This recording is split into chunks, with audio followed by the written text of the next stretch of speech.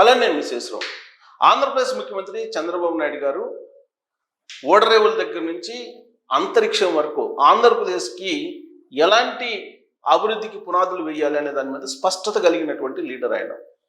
ఇప్పుడు ఓడరేవుల్ని వీళ్ళంత ఎక్కువగా పెంచాలని ప్రయత్నం చేస్తున్నారు. మరోవైపు అంతరిక్షానికి మిజైల్స్ పంపించేలాగా టెక్నాలజీని కూడా తీసుకురావాలి అనేటువంటి ప్రయత్నం కూడా చేస్తూ ఉన్నారు. దానికి సంబంధించినటువంటి పాలసీని కూడా అనౌన్స్ చేశారు. రీసెంట్గానే ఆయన స్పేస్కి సంబంధించినటువంటి పాలసీని అనౌన్స్ చేశారు.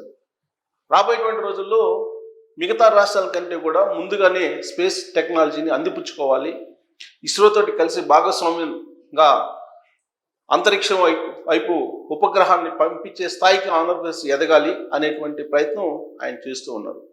దాంతోపాటు మిసైల్స్ను కూడా ఆంధ్రప్రదేశ్ నుంచే తయారు చేయాలి, డ్రోన్స్ హబ్గా మారాలి, ఆర్టిఫిషియల్ ఇంటెలిజెన్స్కి సంబంధించినటువంటి కేంద్రంగా ఉండాలి, స్టార్టప్స్కి సంబంధించి మొత్తం ఇన్నోవేషన్ అంతా ఆంధ్రప్రదేశ్లో జరగాలి అనేటువంటి ఒక డిజైన్ని ఆయన చేస్తూ ఉన్నారు. దానికి సంబంధించి ఆల్రెడీ రీసెంట్గా బిట్స్ని యూనివర్సిటీని పెడుతున్నారు.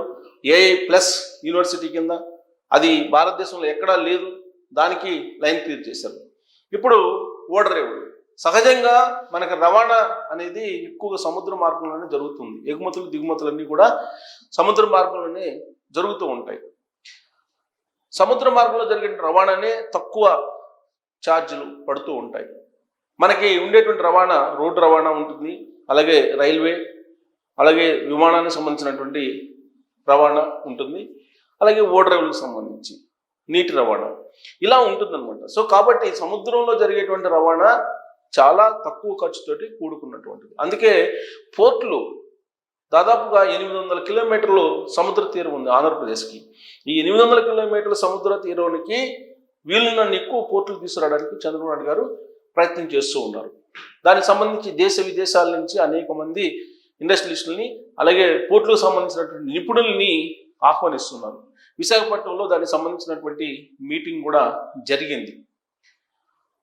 ఓడరేవుల దగ్గర నుంచి ఆకాశం వరకు చంద్రబాబు నాయుడు గారు విజన్, ఆయన రాబోయేటువంటి రోజుల్లో ఎలా ఉండబోతుంది ప్రపంచం అని భావిస్తూ ఆయన సాక్షాత్కారం చేస్తూ ఈ ప్రాజెక్టులని ఆయన ముందుకు తీసుకెళ్లేటువంటి ప్రయత్నం చేస్తూ ఉన్నారు. దానికి సంబంధించి వివిధ దేశాల నుంచి అనేక మంది ఓడరేవులకు సంబంధించిన నిపుణులు వచ్చి మీట్ అయ్యారు. ఆ మీటింగ్కి సంబంధించిన వివరాలను నేను మీకు చదివి వినిపిస్తాను. సో సముద్ర రంగంలో ఉజ్వల భవిష్యత్తు. సో ఆంధ్రప్రదేశ్కి చాలా ఆసక్తి ఏంటంటే సముద్రం. తెలంగాణ తోటి కంపేర్ చేసుకుంటూ ఉంటారు ఎప్పుడు కూడా ఆంధ్రప్రదేశ్ రాష్ట్రాన్ని, ఎందుకంటే ఉమ్మడి ఆంధ్రప్రదేశ్ విడిపోయింది కాబట్టి. తెలంగాణకి లేనిది ఆంధ్రప్రదేశ్కి ఉంది ఏంటంటే సముద్రం. సముద్ర మార్గం అనేది చాలా ఉపయోగకరమైనటువంటిది ఆంధ్రప్రదేశ్కి. అక్కడ రవాణా కనుక పెరిగితే మరే రాష్ట్రం కూడా పోటీ పడలేదు ఆంధ్రప్రదేశ్తో. సముద్ర రంగంలో ఉజ్వల భవిష్యత్తు. కేంద్ర మంత్రి సర్బానంద సోనోవాల్ విశాఖలో ఘనంగా బిమ్స్టెక్ ప్రారంభమైంది సదస్సు. ఈ బిమ్స్టెక్ సదస్సు చాలా ఇంపార్టెంట్ సదస్సు. దీనికి కేంద్ర మంత్రి సర్బానంద్ సోనోవాల్ హాజరయ్యారు. భారత్ను సముద్ర రంగంలో అగ్రగామిగా తీర్చిదిద్దేందుకు ప్రయత్నిస్తున్నాం. బిమ్స్టెక్ దేశాల మధ్య సహకారంతో మారిటైమ్ డాష్బోర్డ్, పీపీపీ ఆధారిత పోర్ట్ ఇన్ఫ్రా, క్రూయిజ్ టూరిజం, కోస్తా ఎకనామిక్ జోన్ వంటి కార్యక్రమాలను వేగంగా అమలు చేయనున్నాం. సో ఇవి కనుక వర్కౌట్ అయితే పోర్ట్ ఇన్ఫ్రా, క్రూయిజ్ టూరిజం, కోస్తా ఎకనామిక్ జోన్ ఇవి కనుక సాకారం అయితే ఆంధ్రప్రదేశ్ని ఎవరూ బీట్ చేయలేరు. అలాంటి వనరులు ఆంధ్రప్రదేశ్కు ఉన్నాయి. కలిసికట్టుగా ఉజ్వల భవిష్యత్తు వైపు సాగుదామని కేంద్ర జల రవాణా శాఖ మంత్రి సర్బానంద సోనోవాల్ అన్నారు. విశాఖలో నిన్న ప్రారంభమైంది బిమ్స్టెక్ 2025 సదస్సు. దీనిలో చేసేటువంటి డిక్లరేషన్ బేస్ చేసుకొని రాబోయే రోజుల్లో ఆంధ్రప్రదేశ్కి ఎలాంటి ప్రాజెక్ట్స్ రాబోతున్నాయి, సముద్ర బేస్ని చేసుకుని, సముద్రాన్ని బేస్ చేసుకుని అనేది మనకి స్పష్టం కాబోతుంది. 2 రోజుల పాటు ఈ సదస్సు జరగబోతుంది. భారతదేశంతో పాటు బంగ్లాదేశ్, భూటాన్, నేపాల్, మయన్మార్, శ్రీలంక, థాయిలాండ్ నుంచి ఈ బిమ్స్టెక్ సమావేశానికి సదస్సుకి హాజరయ్యారు. విశాఖ పోర్ట్ చైర్మన్ అంగముత్తు అతిథులకు స్వాగతం పలికారు. సోనోవాల్ మాట్లాడుతూ పోర్ట్ ఆధారిత పారిశ్రామికీకరణ, డిజిటల్ ఇంటిగ్రేషన్, నౌకాశ్రయ నైపుణ్య అభివృద్ధిలో భాగస్వామ్యం అవసరం అన్నారు. 2047 నాటికి దేశంలోని 14 పోర్టుల నుంచి ఇప్పుడున్న 1600 మిలియన్ టన్నుల కార్గోను 10,000 మిలియన్ టన్నులకు పెంచే లక్ష్యం పెట్టుకున్నట్లు వెల్లడించారు. సో ఇప్పటి వరకు ఉన్నటువంటి పోర్టులు కాక 2047కి మొత్తం 14 పోర్టుల నుంచి 1600 మిలియన్ల నుంచి 10,000 మిలియన్లు, అంటే ఆల్మోస్ట్ 8 టైమ్స్కి పెంచాలని టార్గెట్గా పెట్టుకున్నారు. సంస్కరణలో భాగంగా పోర్టుల్లో ఆటోమేషన్, ఏఐ, రోబో టెక్నాలజీలను వినియోగిస్తున్నట్లు చెప్పారు. కేంద్ర సహాయ మంత్రి శంతన్ ఠాకూర్ మాట్లాడుతూ బిమ్స్టెక్ ద్వారా దక్షిణ ఆగ్నేసియాల మధ్య అనుసంధానం పెరుగుతుందని, గ్లోబల్ సప్లై చైన్ల పునర్నిర్మించేందుకు ఇది గొప్ప అవకాశం అన్నారు. బిమ్స్టెక్ విజన్ 2030పై బిమ్స్టెక్ కార్యదర్శి ఇంద్రమణి పాండే ప్రసంగించారు. విశాఖ ఎంపీ శ్రీభరత్ మాట్లాడుతూ ఏపీ సీఎం చంద్రబాబు నాయుడు నాయకత్వంలో పోర్ట్ ఆధారిత అభివృద్ధి వేగంగా జరుగుతుందన్నారు. మౌలిక వసతులతో పాటు లాజిస్టిక్, సముద్ర మార్గాల వినియోగం వంటి సవాళ్లను అధిగమించాల్సిన అవసరం ఉందని షిప్పింగ్ కార్యదర్శి డికే రామచంద్రన్ అన్నారు.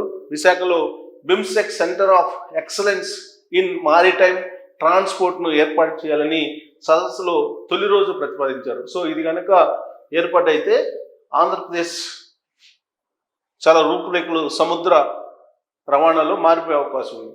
మారిటైమ్ ట్రాన్స్పోర్ట్ సహాయ సహకారాలు, కార్గో హ్యాండ్లింగ్కు సంబంధించిన కొన్ని ఒప్పందాలు జరిగాయి. చంద్రబాబు దార్శనికతపై ప్రశంసలు. సదస్సు అనంతరం 323 కోట్ల విలువైన విశాఖ పోర్టు, ఎంఎండి ట్రెడ్జింగ్ కార్పొరేషన్ ప్రాజెక్టుల శంకుస్థాపనలు, ప్రారంభోత్సవాల్లో కేంద్ర మంత్రులు పాల్గొన్నారు. సీఎం చంద్రబాబు మారిటైమ్ విజన్ను ప్రగతికి దారి చూపే చర్యగా సర్బానంద సోనోవాల్ అభివర్ణించారు. సో మారిటైమ్ విజన్ తయారు చేశారు ఓడరేవుల అభివృద్ధికి చంద్రబాబు నాయుడు గారు. వేగంగా అభివృద్ధి చెందుతున్న రాష్ట్రంగా ఏపీ దూసుకెళ్తుందంటే ఆయన కారణం అన్నారు. విశాఖ పోర్టును దేశంలోనే అగ్రస్థానంలో నిలబెట్టారని, మూలాపట్నం పోర్టు పనులు చక్కగా సాగుతున్నాయని, అవసరమైన సహకారాన్ని అందిస్తామని చెప్పారు. సో ఇది చంద్రబాబు నాయుడు గారి విజన్ని ఈ బిమ్స్టెక్ సదస్సులో ప్రశంసించారు. దేశ విదేశాల నుంచి వచ్చారు. ఆయా దేశాల నుంచి వచ్చినటువంటి ప్రతినిధులు చంద్రబాబు నాయుడు గారి యొక్క విజన్ని కొనియాడుతూ రాబోయేటువంటి రోజుల్లో ఓడరేవుల సంఖ్య పెంచాలి, దాంతోపాటు ఆంధ్రప్రదేశ్లో ఎగుమతులు పెంచాలి, ఎగుమతులు ఓడరేవులకు సంబంధించినటువంటి వాటిని పెంచాలి, రవాణాన్ని పెంచాలి, ఓడరేవుల రవాణాన్ని పెంచాలని నిర్ణయించుకున్నారు. సో చంద్రబాబు నాయుడు గారు ఏది వదిలిపెట్టరు. ఉన్నటువంటి వనరులను బేస్ చేసుకొని ఆయన ఒక డిజైన్ తయారు చేస్తారు, ఒక రోడ్ మ్యాప్ని తయారు చేస్తారు. దాని ప్రకారం ఆంధ్రప్రదేశ్ కనుక వెళితే నిజంగానే 2029, 2047 నాటికి ఆయన ఏదైతే చెప్తున్నారో ఇవాళ అది మన కళ్ళ ముందు సాక్షాత్కారం కాబోతుంది. కాకపోతే ఈ లోపుగా ఆయన చెప్పేవన్నీ గ్రాఫిక్స్ అని, ఆయన ఇవన్నీ ఇప్పట్లో కావని, అవన్నీ కూడా అయ్యే పనులు కాదని ఇలా అనేవాళ్ళు కూడా ఉన్నారు. అలా అని చెప్పేసి చంద్రబాబు నాయుడు గారు కనుక వెనక్కి తగ్గి ఉంటే ఇవాళ హైదరాబాద్ ఇలా ఉండేది కాదు, తెలంగాణ రెవెన్యూ ఎంత ఉండేది కాదు. మరి చంద్రబాబు నాయుడు గారు ఆంధ్రప్రదేశ్కు ఉన్నటువంటి వనరులని వీటన్నిటినీ దృష్టిలో పెట్టుకొని ఆంధ్రప్రదేశ్ అభివృద్ధి ఎక్కడ జరుగుతుంది, ఎలా జరుగుతుంది, ఏ విధంగా ఆంధ్రప్రదేశ్ని వరల్డ్ నెంబర్ 1 చేయాలనే దిశగా ఆయన వెళ్తున్నారు. అందుకే సముద్రం నుంచి ఆకాశం దాకా ఆయన దేన్ని వదిలిపెట్టకుండా విజన్లో భాగం చేస్తూ ఉన్నారు. స్పేస్ టెక్ పాలసీని అనౌన్స్ చేశారు. ఇప్పుడు మళ్ళీ సముద్రం రవాణాకు సంబంధించిన పాలసీని చేయబోతున్నారు. టెక్నాలజీకి సంబంధించిన పాలసీని చేశారు. ఇంకొక వైపు అమరావతి రాజధాని నిర్మాణం, ఇలా సమగ్ర అభివృద్ధి దిశగా చంద్రబాబు నాయుడు గారు పాలసీలు తయారు చేస్తూ ముందుకు వెళ్తున్నటువంటి క్రమంలో సముద్ర మార్గ రవాణా ఆంధ్రప్రదేశ్ రూపురేఖల్ని రాబోయే రోజుల్లో మార్చబోతుందా అనే దాని మీద మీరు కామెంట్ చేయవచ్చు. Thank you.